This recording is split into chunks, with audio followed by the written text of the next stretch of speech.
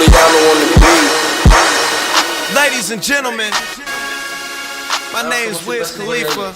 Très bien, très fatigant à souhait, plein de rebondissements. Ouais. Voilà, des fous rires, des coups de gueule, des avions ratés. Des avions ratés? Ouais, non, on en a raté. Ah ouais, c'est dommage ça. Et les niveaux alors là-bas, dans chaque pays, comment ça se passe? Ça dépend des pays, il y a des pays où le pop il est vraiment c'est vraiment élevé.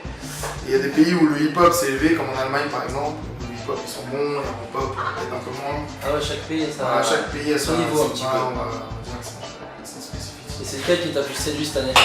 Singapour, parce qu'ils ont toujours cette joie de vivre, en plus il faisait beau, tout ça, c'était fort. Mais ça fait combien de pays en tout en fait? Là on est à 14 pays. 14 pays et l'an prochain il y en aura beaucoup plus puisqu'on change de formule encore.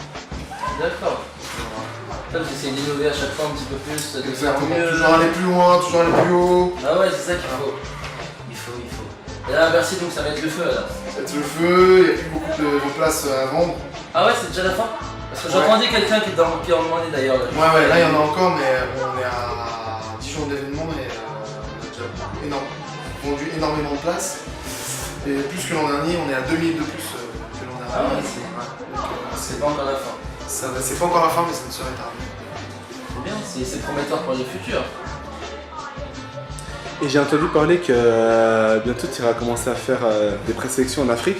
Ouais, alors ça c'est un projet que j'ai depuis longtemps, mais après il faut trouver les bons partenaires et surtout s'arranger pour après tout ce qui est visa et tout pour les vainqueurs.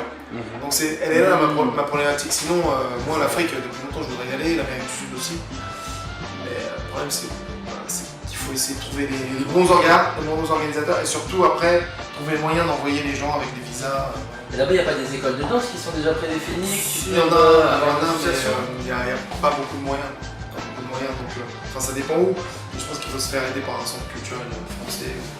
Voilà, on est en train de voir, on est en train de chercher. Tu penses qu'il y a du niveau là-bas, des petites pépites? Moi je pense qu'en danse, forcément c'est bon.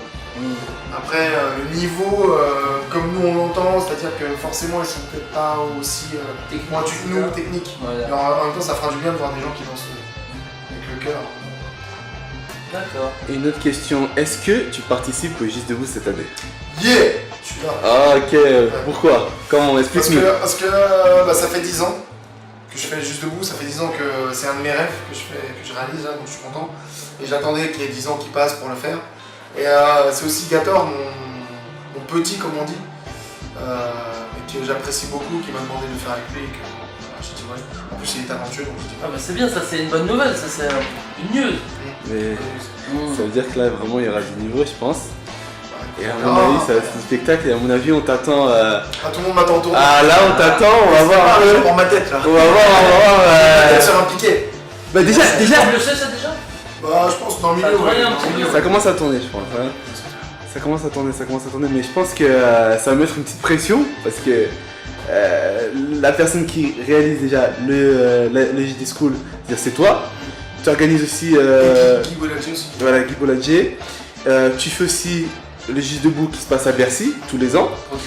Voilà, et en même temps, tu vas battle donc c'est. Ouais, après, c'est vrai que les Français ils aiment pas trop les multicasquettes. Moi j'ai toujours été multicasquette. Tu vois, le magazine, quand je faisais le magazine, c'est moi qui distribuais. Ouais. Voilà, je suis un peu hyperactif. Dans la mentalité américaine un petit peu. Ouais, tout à fait. Ouais, franchement, moi il n'y a pas de limite. Tant que ton corps il peut, tant que toi tu penses que tu peux, il faut y aller. Il faut pas se limiter à je fais ça, les gens ils ont dit que j'étais bon dans ça, je fais que ça. Non, c'est mauvais ça. Ça c'est l'homme il est capable de faire beaucoup de choses et des fois on se met limite nous-mêmes, on s'auto-limite, surtout en France. Faut pas. Enfin selon moi. Après bon, c'est critiqué, bon tant pis, après les gens critiquent. Et moi j'aurais une question, est-ce que tu as le temps de te reposer? Parce que toi tu fais beaucoup de choses, il y a Bruce danseur, il y a Bruce prof, il y a Bruce businessman. Est-ce que tu as le temps de te reposer? Qu'est-ce que tu fais pour te reposer? Est-ce que tu passes du temps avec ta famille? Est-ce que tu voyages? Alors, ma famille elle voyage pas mal avec moi, voilà, elle me suit des fois souvent, bon ça je remercie Dieu, c'est possible. Je les vois pas souvent à des périodes et très souvent à d'autres, et je me repose tant que je peux. En fait, quand je suis là la semaine, je bosse vraiment beaucoup. Quand je donne mes stages à l'étranger, même si c'est fatigant de voyager, c'est là où je me repose. Dans l'hôtel et tout, c'est là où je me repose vraiment. Mais sinon, ici, je bosse beaucoup, je donne des cours, tout ça non plus. Voilà. Après, il y a Skype aussi qui arrive. Skype, mais bon, c'est jamais pareil. C'est vrai. C'est vrai ça, Skype. C'est vrai. Ok, d'accord. Bah, merci pour cette petite interview. À la prochaine, on se retrouve à Bercy. Yes, merci le 11 mars. Merci. Sois là. On sera là, on sera là. On sera là à Bercy, venez nombreux.